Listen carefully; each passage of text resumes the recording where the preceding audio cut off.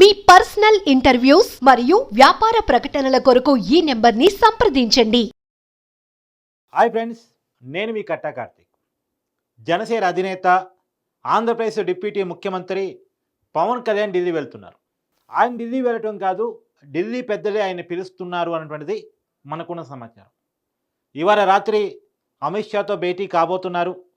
తర్వాత ఢిల్లీలోనే బస చేయబోతూ ఉన్నారు.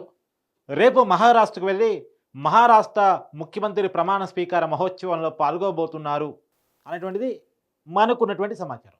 నిజానికి మహారాష్ట్ర గెలుపులో పవన్ కళ్యాణ్ని ప్రత్యేకించి చెప్పుకోవాలి. గేమ్ చేంజర్గా పవన్ కళ్యాణ్ని ఎన్డీఏ కూటమి చూస్తూ ఉంది. ఆంధ్రప్రదేశ్లో తను పోటీ చేసిన 21కి 21 స్థానాల్లో గెలిచి 100% స్ట్రైక్ రేటింగ్ చూపించడమే కాదు, మహారాష్ట్ర ఎన్నికల ప్రచారంలో కూడా తను పాల్గొన్న ప్రతి చోట ఎన్డీఏ కూటమి బ్రహ్మాండమైనటువంటి మెజార్టీతో గెలవటం.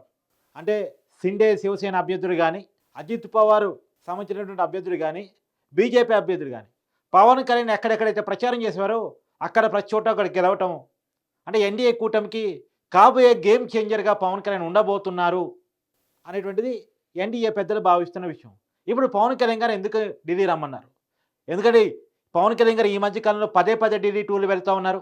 అమిత్ షాతో భేటీ అవుతూ ఉన్నారు. అదే క్రమంలో చంద్రబాబు నాయుడు గారు కూడా, ఆంధ్రప్రదేశ్ ముఖ్యమంత్రి, టీడీపీ అధినేత, ఆయన కూడా ఈ మధ్యకాలంలో 2 సార్లు 3 సార్లు ఢిల్లీ వెళ్ళారు. కేంద్ర హోంశాఖ మంత్రి అమిత్ షాతో భేటీ అయ్యారు. మీరు ఇక్కడ చాలా కీలకమైనటువంటి విషయాన్ని గుర్తుపెట్టుకోవాలి.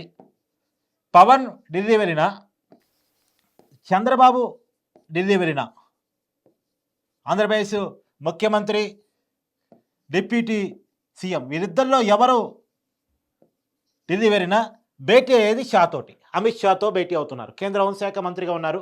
ఈ దేశ రాజకీయాల్లో చాలా కీ రోల్గా ఉన్నారు. బీజేపీ హైకమాండ్ ఏ నిర్ణయం తీసుకోవాలన్నా, కేంద్ర ప్రభుత్వం ఏ నిర్ణయం తీసుకోవాలన్నా చక్రం తిప్పే నాయకుడు అమిత్ షా. అమిత్ షా కన్ను సన్నుల్లోనే నిర్ణయాలన్నీ జరుగుతూ ఉంటాయి. ప్రధానమంత్రి నరేంద్ర మోడీ గారు కూడా అమిత్ షాతో చర్చించే నిర్ణయాలు తీసుకుంటూ ఉంటారు. చాలా కీ రోల్ అమిత్ షాది. మరి పదే అమిత్ షాతో ఏం భేటీ చేస్తున్నారు? నిజానికి ఇక్కడ చాలా కీలక అంశం మీకు చెప్పాలి. నారా లోకేష్ ఇండస్ట్రీల కోసం, పరిశ్రమల కోసం అమెరికా వెళ్ళే ముందు కూడా అమిత్ షాతో భేటీ అయ్యే వెళ్ళారు.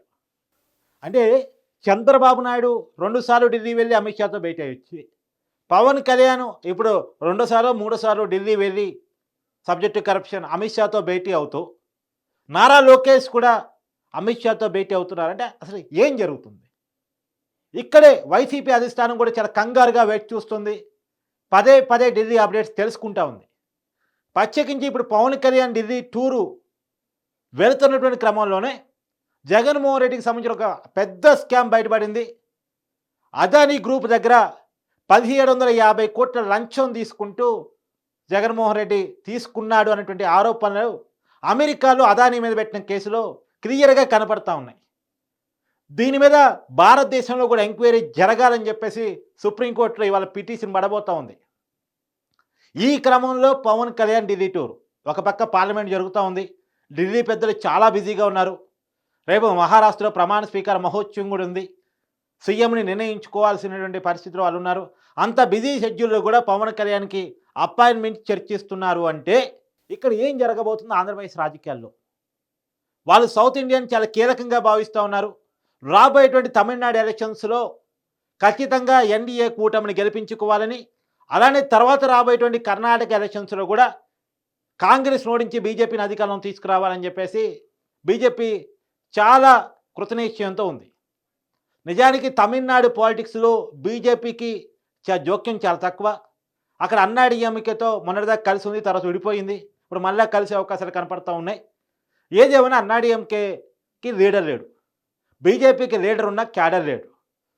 మరి తమిళ రాజకీయాల్లో బీజేపీ అంటే వ్యతిరేకత, హిందీ భాష అంటే వ్యతిరేకత, ద్రవిడ సిద్ధాంతం, ద్రవిడ భావాజాలం మీద ఉన్నటువంటి మక్కువ, ఆ కారణంగా ద్రవిడ పార్టీలు, ప్రాంతీయ పార్టీలు మాత్రమే నిరంతరం అధికారంలోకి వస్తూ ఉన్నాయి. కానీ తమిళనాడు రాజకీయాల్లో సనాతన ధర్మం అనేటువంటి ఒక నినాదాన్ని బలంగా తీసుకెళ్ళి హిందుత్వ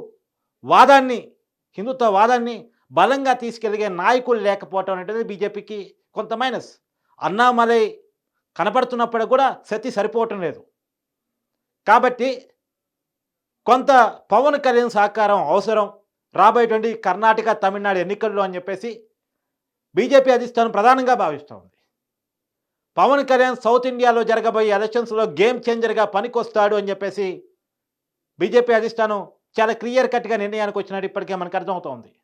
అందుకనే పవన్ కళ్యాణ్ పిలిపించి పదే పదే మాట్లాడుతూ ఉంది. అయితే పవన్ కళ్యాణ్ చాలా క్లియర్గా చెప్తున్నాడు, నేను సనాతన ధర్మం అనేటువంటి ఒక నినాదాన్ని ముందుకు తీసుకెళ్ళటానికి సిద్ధంగా ఉన్నాను. సౌత్ ఇండియాలో బీజేపీకి నేను తోడ్పాటును అందించడానికి సిద్ధంగా ఉన్నాను. అదే క్రమంలో మీరు కూడా అదే రకమైన సహకారాన్ని ఆంధ్రప్రదేశ్ రాజకీయాల్లో మీరు మాకు ఇవ్వాలి. ఆంధ్రప్రదేశ్ రాజకీయాల్లో సహకారం ఇవ్వడం అంటే ఏంటి? ఒకటి ప్రాజెక్టులు, నిధులు. అవెట్లా చంద్రబాబు నాయుడు గారు పదే పదే పోతూ మాట్లాడుతూ చర్చిస్తూ తీసుకురావడానికి ప్రయత్నాలు జరుగుతూనే ఉన్నాయి. కొంత కేంద్రం కూడా కోఆపరేట్ చేస్తూనే ఉంది గతానికి భిన్నంగా. గతంలో కేంద్రం నుంచి మనకు పెద్దగా ప్రాజెక్టులు వచ్చేవి కావు, రాష్ట్రం వైపు నిధులు వచ్చేవి కావు.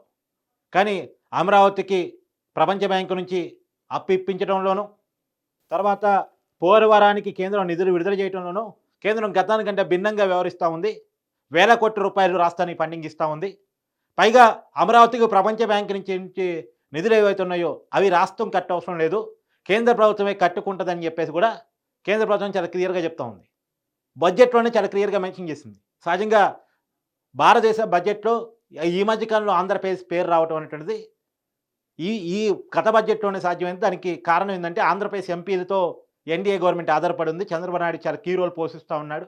కాబట్టి సహజంగానే రాష్ట్రానికి గతానికంటే భిన్నంగా కొంత కోఆపరేషన్ ఉంది. అది మాత్రమే కాదు, రాష్ట్ర ప్రజలకు ఉన్నటువంటి బలమైన అనుమానం ఏంటంటే జగన్మోహన్ రెడ్డి గారి కేసుల విషయంలో బీజేపీ కోఆపరేట్ చేస్తూ ఉంది. అందుకనే జగన్మోహన్ రెడ్డి గారు ఈ దేశంలో ఎవరికి లేని విధంగా, ఎవరికి అవకాశం రాని విధంగా 11 సంవత్సరాలుగా బెయిల్లో గడుపుతూ ఉన్నారు. దాదాపు జగన్మోహన్ రెడ్డి మీద 45,000 కోట్ల రూపాయల ఆరోపణలతోటి 11 సిబిఐ, 9 ఈడీ కేసులు ఉన్నాయి. ఎప్పుడో 2011లో పెట్టిన కేసులు ఇప్పటికీ అవి నడుస్తూనే ఉన్నాయి. కనీసం జగన్మోహన్ రెడ్డి మీద రోజువారీ విచారణ కూడా నడవటం లేదు. ఆయన చట్టం నుంచి తప్పించుకొని తిరుగుతూ ఉన్నాడు. పైగా పదే పదే ఆరోపణలు మళ్ళీ మళ్ళీ వస్తూ ఉన్నాయి. కాబట్టి జగన్మోహన్ రెడ్డిని అరెస్ట్ చేసే విషయంలో బీజేపీ అధిష్టానం నుంచి కొంత గ్రీన్ సిగ్నల్ కావాలి మాకు.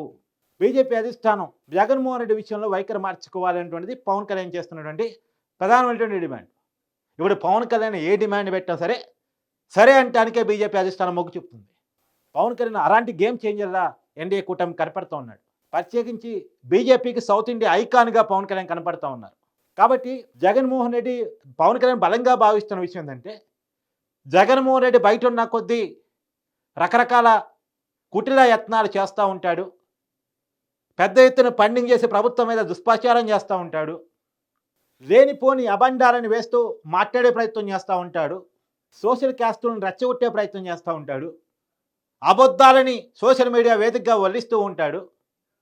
వీటన్నిటికీ ఫుల్ స్టాప్ పెట్టాలి అంటే జగన్మోహన్ రెడ్డి అరెస్ట్తో సాధ్యమవుతుంది. ఎందుకంటే జగన్మోహన్ రెడ్డి అరెస్ట్ చేయడం కూడా పెద్ద విషయం కాదు. ఈ దేశంలో ఏ రాజకీయ నాయకుడి మీద లేనన్ని కేసులు జగన్మోహన్ రెడ్డి మీద ఉన్నాయి. జగన్మోహన్ రెడ్డి మీద ఉన్న ఆరోపణలలో ఏ ఒక్క ఆరోపణతో అరెస్ట్ చేసిన కనీసం సానుభూతి కూడా రాదు. ఇప్పుడు ఉదాహరణకి మద్యం ఉంది. మద్యం జగన్మోహన్ రెడ్డి పీకల్లో కష్టాలు ఇరుక్కపోయి ఉన్నాడు. అమ్మ గోడన బ్రాండ్లు అమ్ముతూ అది కూడా క్యాష్ అండ్ క్యారీ పద్ధతిలో పెద్ద ఎత్తున డబ్బులు సంపాదించుకున్నాడు. మద్యం ఇప్పటికే మద్యం కేసు మీద ఎంక్వైరీ నడుస్తోంది. సో కాబట్టి జగన్మోహన్ రెడ్డిని అరెస్ట్ చేసే విషయంలో కొంత క్లియర్ కట్గా, కాకపోతే ఇక్కడ చాలామందికి ఉన్న అనుమానం ఏంటంటే ఈ కేసులో ఈ పర్టికులర్ విద్యుత్ స్కామ్ ఏదైతే దేశ రాజకీయాలను కుదిపేస్తూ ఇలా పార్లమెంట్లో కూడా పెద్ద రగడకి కారణమవుతున్నటువంటి స్కామ్ ఏదైతే ఉందో, లంచం కేసు. అదానీ జగన్మోహన్ రెడ్డికి లంచం ఇచ్చాడని అమెరికాలో నమోదైనటువంటి కేసు. అమెరికాలో అదానీ మీద ఏకంగా అరెస్టు వారెంట్ జారీ అయిన కేసు. ఆ కేసు అదానీ బీజేపీకి ఫ్రెండ్ కాబట్టి, అదానీ గుజరాత్కి సంబంధించిన వ్యక్తి కాబట్టి, అదానీకి భారతీయ జనతా పార్టీకి మంచి సంబంధాలు ఉన్నాయి కాబట్టి ఆ పరిస్థితుల్లో జగన్మోహన్ రెడ్డి కూడా సేఫ్ జోన్లోకి వెళ్ళిపోతాడు.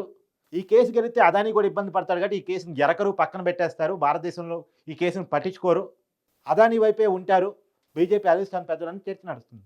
కానీ ఈ క్రమంలో పవన్ కళ్యాణ్ మీరు అదానీ విషయంలో ఏ స్టాండ్ తీసుకున్నా పర్లేదు, కానీ ఆంధ్రప్రదేశ్ లంచానికి సంబంధించిన కేసులో జగన్మోహన్ రెడ్డికి ఉచ్చు బిగించాల్సిందే.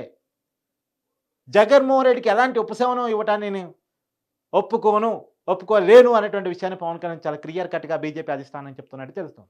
మీరు నాకే బాధ్యత చెప్పినా సరే నేను తీసుకోవడానికి సిద్ధం, దాన్ని 100% పూర్తి చేయడానికి సిద్ధంగా ఉన్నాను, కమిట్మెంట్ తోటి నేను సిద్ధంగా ఉన్నాను అనేటువంటి విషయాన్ని పవన్ కళ్యాణ్ చాలా క్లియర్గా బీజేపీ అధిష్టానానికి పదే పదే చెప్తున్నాడు. ఇప్పుడు మీకు క్లియర్గా మీకు చెప్తున్నానండి. ఇవాళ పోసాని, వర్మ, శ్రీరెడ్డి, వర్ర రవీందర్ రెడ్డి, ఈవెందో అవినాష్ రెడ్డి, తర్వాత జగన్మోహన్ రెడ్డి, ఇలా సోషల్ మీడియా కేసులు వైసీపీ అధిష్టాన మెడలకి చుట్టుకుంటున్నాయన్న వైసీపీ సోషల్ మీడియా కార్యకర్తలు, నాయకులు, లేదు వైసీపీ పేడి బ్యాచ్ అరెస్ట్ అవుతున్నారన్న దీని వెనకాల కూడా పవన్ కళ్యాణ్ ఇది పరెట్టుంది. ఈ కేసుల కంటే చంద్రబాబు నాయుడు గారు క్లియర్ కట్గా 1 మంత్లో నేనేంటో చూపిస్తా, వీళ్ళందరి మీద కేసులు బుక్ అవుతాయని చెప్పడానికి ఒక్కరోజు ముందు పవన్ కళ్యాణ్ అమిత్ షాతో భేటీ అయ్యారు. కేంద్రం వైపు నుంచి మాకు సహకారం కావాలి తప్ప మా ఆపరేషన్కి అడ్డంకులు సృష్టించొద్దు అని చెప్పేసి చాలా క్లియర్ కట్గా పవన్ కళ్యాణ్ గారు అమిత్ షాతో అన్నారు.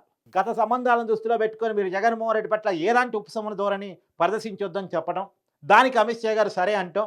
దాని దృష్ట్యా ఇప్పుడు సోషల్ మీడియా కేసుల్లో కేంద్రం నుంచి ఎలాంటి ఉంటే కోఆపరేషన్ తప్ప ఎలాంటి అడ్డంకులు కేంద్రం నుంచి రావట్లేదు, బీజేపీ నుంచి రావట్లేదు. బీజేపీ అధిష్టానం కూడా రాష్ట్ర ప్రభుత్వానికి కోఆపరేటివ్గానే ఉంటుంది. వరుసగా అరెస్టులు జరుగుతున్నాయి. ఇప్పుడు వర్మ కూడా అరెస్ట్ అవుతాడని చర్చ నడుస్తుంది. అరెస్ట్ అవుతాడా లేదో చూడాలి. ఇప్పటికీ అనేక మంది సోషల్ మీడియా కార్యకర్తలు వల్ల రవీందర్ రెడ్డి కావచ్చు, బోర్గడ్డ అనిల్ కుమార్ కావచ్చు అరెస్ట్ అయ్యా ఉన్నారు. ఈ విషయాన్ని గమనిస్తున్న మిగతా వాళ్ళు కూడా వరుసగా క్షమాపణ చెప్తా ఉన్నారు. శ్రీరెడ్డి క్షమాపణ చెప్పింది. పోసానికి ఇష్టమని రాజకీయాలకు గుడ్ బై చెప్తూ క్షమాపణ చెప్తూ అతను కూడా ప్రెస్ మీట్ పెట్టి నేను ఇక రాజకీయాలు మాట్లాడను, రాజకీయాల జోలికి పోను అని చెప్పేసి. నిజానికి జగన్మోహన్ రెడ్డి చాలా బిగ్ షాక్ ఇది. పోసానికి ఇష్టమల్లితోటి వాళ్ళ టీవీ ఛానల్లో ఒక షో స్టార్ట్ చేద్దామని ప్లాన్ కూడా జరిగింది. పెద్ద ప్రోగ్రాం, చాలా ఖర్చుతో కూడిన ప్రోగ్రాం, కానీ ప్లాన్ చేద్దామని అనుకున్నారు. ఒకప్పుడు ధర్మవరపు సుబ్రహ్మణ్యంతో ప్లాన్ చేశారు, అది ఇప్పుడు వర్కౌట్ అయింది. కాబట్టి అలాంటి షో ప్లాన్ చేద్దామని అనుకున్నారు. కానీ ఈ విషయాలన్నీ జాగ్రత్తగా గమనిస్తున్న పోసానికి ఇష్టమల్లి ఖచ్చితంగా నన్ను జైల్లో పెడతారని చెప్పేసి ఆలోచించుకున్నటువంటి పోసానికి ఇష్టమల్లి తనకి ఎలాంటి రక్షణ ఉండబోదు అని చెప్పేసి గమనించినటువంటి పోసానికి ఇష్టమల్లి క్షమాపణ చెప్తూ రాజకీయాలకు గుడ్ బై చెప్తూ ఇక రాజకీయాలు మాట్లాడను అని చెప్పేసి ప్రెస్ మీట్ పెట్టి మనందరం చూసాం. కాబట్టి పవన్ కళ్యాణ్ తప్ప వైసీపీ అధిష్టానాన్ని చాలా గట్టిగా తగులుతుంది. అంటేనే మనకు అర్థమవుతుంది బీజేపీ అధిష్టానంతో జగన్మోహన్ రెడ్డి విషయంలో చాలా క్లియర్గా చర్చలు జరుపుతూ ఉన్నాడు. వాళ్ళు అనుకుంటుంది ఏంటంటే జగన్మోహన్ని అరెస్ట్ చేయడం చాలా చిన్న విషయం రాష్ట్ర ప్రభుత్వానికి. ఏదో కేసులు అరెస్ట్ చేయొచ్చు వాళ్ళు కావాలనుకుంటే, కానీ అరెస్ట్ చేసిన తర్వాత మళ్ళీ 3 నెలలకో 4 నెలలకో బెయిల్ రావద్దు. ఇది కూటమి ప్రభుత్వం అనుకుంటున్న విషయం. ఇవాళ జగన్మోహన్ రెడ్డిని అరెస్ట్ చేయడానికి బీజేపీ అధిష్టానంతో ఏంటి అవసరం? రాష్ట్ర ప్రభుత్వం కేసులు పెట్టుకోవచ్చు కదా, ఎంక్వైరీ చేసుకోవచ్చు కదా, అరెస్ట్ చేసుకోవచ్చు కదా. సిబిఐ ఈడీ కేసులతో ఏంటి సంబంధం? ఈ పక్కన పెట్టేస్తే ఇప్పుడు గత 5 సంవత్సరాల కాలంలో జరిగిన అనేక కుంభకోణాలు ఉన్నాయి కదా. ఈ కుంభకోణాల్లో కూటమి నాయకులు ఎంక్వైరీలు వేసుకొని అభియోగాలు తీర్చి అరెస్ట్ చేసుకోవచ్చు కదా అనేది మీ అందరికీ ఐడియా ఉండే ఉంటుంది. చేసుకోవచ్చు. నిజానికి మద్యం స్కామ్లో అరెస్ట్ చేసుకోవచ్చు, ఇసుక స్కామ్లో అరెస్ట్ చేసుకోవచ్చు.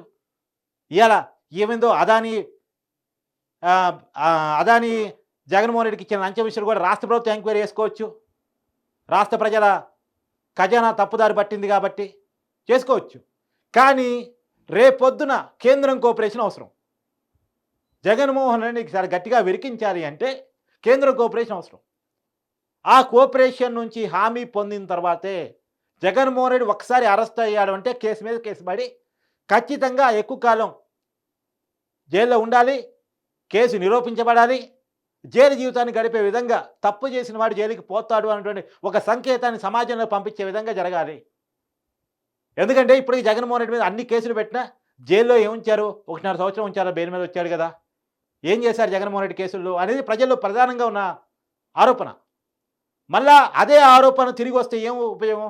మళ్ళా బెయిల్ మీద వచ్చి మళ్ళా రాజకీయం చేసి బాబు నన్ను అరెస్ట్ చేశారు, పవన్ కళ్యాణ్ చంద్రబాబు కుట్రమని నన్ను అరెస్ట్ చేశారు, అమాయకుని తండ్రిని పెట్టిని, ఇలా తల్లి కూడా దూరంగా ఉంది, చెల్లి కూడా నన్ను వదిలేసింది, ఇంత అమాయకుని పట్టుకొని సౌమ్యుని పట్టుకొని నన్ను అరెస్ట్ చేశారు, జైల్లో పెట్టారు, నేను అప్పుడు చంద్రబాబుని అరెస్ట్ చేసినందుకు ఇప్పుడు నన్ను కచ్చిపూరితంగా అరెస్ట్ చేశారు, జైల్లో సింగిల్ చపాతీ పెట్టారు. ఇలాంటి కారణాలు చెప్పకుండా, ఇలాంటి సానుభూతి పొందడానికి అవకాశం లేకుండా, ఎందుకంటే గతంలో జగన్మోహన్ రెడ్డి సానుభూతి పొందాడు. ఆ సానుభూతి పనిచేయటం వల్లే జగన్మోహన్ రెడ్డి ఒకసారి ప్రతిపక్ష నాయకుడిగా తర్వాత ముఖ్యమంత్రిగా అయ్యాడు. కానీ తర్వాత జగన్మోహన్ రెడ్డి పరిపాలన నచ్చినటువంటి ఆంధ్రప్రదేశ్ ప్రజలు ఆయనకి ప్రతిపక్ష హోదా కూడా రావడానికి అవకాశం లేనటువంటి సీట్లను ఇచ్చారు. 11 సంవత్సరాలు బెయిల్ మీద ఉన్నదానికి గుర్తుగా 11 సీట్లు మాత్రమే ఇచ్చారు. అంటే ప్రజలు అంత కక్షతో ఉన్నారు, ప్రజలంతా కోపంతో ఉన్నారు. ఆ టైంలో ఇప్పుడు చాలామంది ప్రజలు జనసేనకు కానీ టీడీపీ అధినాయకత్వానికి కానీ చెప్తుంది ఏంటంటే, మీరు వర్రని అరెస్ట్ చేశారా, పోసాని అరెస్ట్ చేశారా, వర్మని అరెస్ట్ చేశారా, లేదు వల్లభిని వంశీని అరెస్ట్ చేశారా, ఇవన్నీ మాకు ఎందుకండి, మీరు జగన్మోహన్ రెడ్డిని అరెస్ట్ చేశారా చెప్పండి. ఈ నేరాలన్నిటికీ మూలకాలు కూడా ఆయన కదా. ముంబై హీరోయిన్ మీద పోలీసులు దాడి చేశారన్న కారణం ఆయనే. సోషల్ మీడియాలో పోస్టులు పెట్టారన్న కారణం ఆయనే. ఈ అవినీతి, నేరాలు, ఘోరాలు అన్నిటికీ మూలకారకుడు జగన్మోహన్ రెడ్డే. సర్వం సృష్టికర్త. ఆయన ఎప్పుడు అరెస్ట్ చేస్తారు అనేదే జనసేన అధినేత పవన్ కళ్యాణ్ కానీ, టీడీపీ అధినేత చంద్రబాబు నాయుడు కానీ ప్రధానంగా ఆంధ్రప్రదేశ్ ప్రజలు అడుగుతున్న ప్రశ్న. ఈ ప్రశ్నకి ఇయ్యాలి కాకపోయినా ఇంకొక 6 నెలలకైనా కూటమి ప్రభుత్వం సమాధానం చెప్పి తీరాలి. చెప్పడానికి కూటమి ప్రభుత్వం సిద్ధంగానే ఉంది. కాకపోతే జగన్మోహన్ రెడ్డి బెయిల్ రాకుండా జగన్మోహన్ రెడ్డి ఇరికించడానికి అన్ని రకాల ఆధారాలు సంపాదించిన తర్వాతే జగన్మోహన్ రెడ్డి అరెస్ట్ జరగాలి. ఎలా పడితే అలా అరెస్ట్ చేయటం వల్ల ప్రయోజనం ఉండదు. తొందరపడి అరెస్ట్ చేయటం వల్ల జగన్మోహన్ రెడ్డి చంద్రబాబు విషయంలో ఏ తప్పని చేశాడో ఆ తప్పు జరిగినట్టు ఉంటుంది తప్ప, ప్రజల్లో అలా అనిపిస్తుంది తప్ప, తొందరపాటు చర్యగా అరెస్ట్ చేయటం వల్ల ప్రయోజనం ఉండదు అనేటువంటిది కూటమి ప్రధానంగా భావిస్తుంది. రెండోది, అరెస్ట్ చేసిన తర్వాత కేంద్రం వైపు నుంచి కూడా ఎలాంటి ఒత్తిడి, ఎలాంటి సహకారం జగన్మోహన్ రెడ్డికి ఉండకూడదు. జగన్మోహన్ రెడ్డికి ఉన్నటువంటి కేంద్ర పెద్దలతో ఉన్న సంబంధాన్ని కట్ చేయాలి. ఒక్కొక్క వైరు కట్ చేయాలి. ఎందుకంటే అది డబ్బులతో కూడిన వ్యవహారాలు, బిజినెస్తో కూడిన వ్యవహారాలు. అదానితో జగన్మోహన్ రెడ్డికి ఉన్న బంధాలు కానీ, అంబానీతో జగన్మోహన్ రెడ్డికి ఉన్న బంధాలు కానీ. మరి అంబానీ కదా కేంద్రంలో లాబింగ్ చేయగలిగిన శక్తులు. జగన్మోహన్ రెడ్డి అదాని ద్వారా, అంబానీ ద్వారా లాబింగ్ చేసుకొని కేంద్ర పెద్దలను ఒప్పించుకొని ఏదో రకంగా మళ్ళీ బయటికి రావడానికి సహకారాన్ని పొందే ప్రయత్నం చేస్తాడు. ఈ విషయం పవన్ కళ్యాణ్కి బాగా తెలుసు, చంద్రబాబు నాయుడికి అంతకన్నా బాగా తెలుసు. అందుకనే కేంద్ర ప్రజలతో పదే పదే చర్చిస్తూ ఉన్నారు. వాళ్ళ కమిట్మెంట్ని చూపించుకుంటూనే, వాళ్ళ కట్అవుట్ని చూపించుకుంటూనే, వాళ్ళ కట్అవుట్కున్న పవర్ చూపించుకుంటూనే, ఇవాళ పవన్ కళ్యాణ్ కట్అవుట్కున్న పవర్ ఏంటండి? మహారాష్ట్ర ఎన్నికల్లో ప్రచారం చేసిన ప్రతి చోట కూడా బ్రహ్మాండమైన విజయంతో ఎన్డీఏ కూటమి గెలవటం.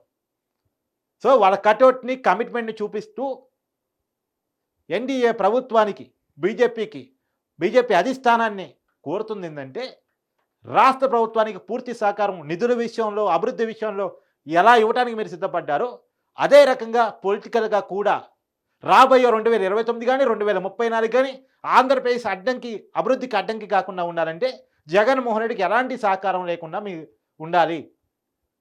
ఎందుకంటే 2014 నుంచి 2019 వరకు చంద్రబాబు నాయుడు గారు అమరావతికి పునాది వేశాడు, పోలవరానికి రూపం తెచ్చాడు, రాష్ట్రానికి ఒక ఉత్తేజం తీసుకొచ్చాడు.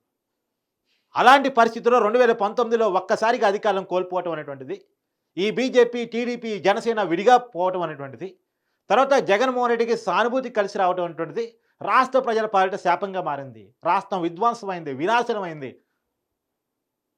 యువత రోడ్డు మీద పడింది, వలసల పాయం ఆంధ్రప్రదేశ్గా మారింది. అన్నపూర్ణ లాంటి ఆంధ్రప్రదేశ్ అడుక్కునే రాష్ట్రంగా తయారైంది. శ్రీలంక లాంటి దారుణమైనటువంటి పరిస్థితులు ఆంధ్రప్రదేశ్లో నెలకొన్నాయి. ఆ పరిస్థితులు మళ్ళా రాకుండా అంటే, ఈ పునాది చెక్కు చెదరకుండా ఉండాలంటే, 2029 స్ట్రాంగ్గా ఉండాలంటే, 2034 స్ట్రాంగ్గా ఉండాలంటే మీరు ఇక్కడ ఒక నినాదాన్ని కూడా గమనించండి. రాబోయే 10 సంవత్సరాలు చంద్రబాబు నాయుడు గారు సీఎం అని పవన్ కళ్యాణ్ గారు డంకా బజాయించి అసెంబ్లీ సాక్షిగా ఎందుకు చెప్పారో తెలుసా? అసెంబ్లీ సాక్షిగా చెప్పడానికి కారణం ఏంటంటే, ఈ అభివృద్ధి ఆగదు. చిన్న పదవుల కాడ ఉన్న పంచాయతీలో మామాజీ తీసుకొచ్చే విభేదాలు ఈ రాష్ట్రం యొక్క అభివృద్ధిని ఆపవు, మేము కలిసే ఉంటాం, ఐక్యంగా ముందుకెళ్తాం అనేది చెప్పడానికి. ఎవరు కోరుకున్నారు ముఖ్యమంత్రి పదవి? ఇంత ఐకొచ్చిన తర్వాత పవన్ కళ్యాణ్ ముఖ్యమంత్రి కాకూడదని ఉండదా? చాలామంది కోరుకుంటారు పవన్ కళ్యాణ్ గారు సీఎం కావాలని. ఆయనకే ఉంటుంది. కానీ అది కాదు ముఖ్యం. రాష్ట్రానికి ఒక పునాది పడుతుంది. చంద్రబాబు గారు అయితే దాన్ని సుభిక్షంగా నెరవేర్చగలరు, ఒక విజన్తో ముందుకు తీసుకెళ్తారు.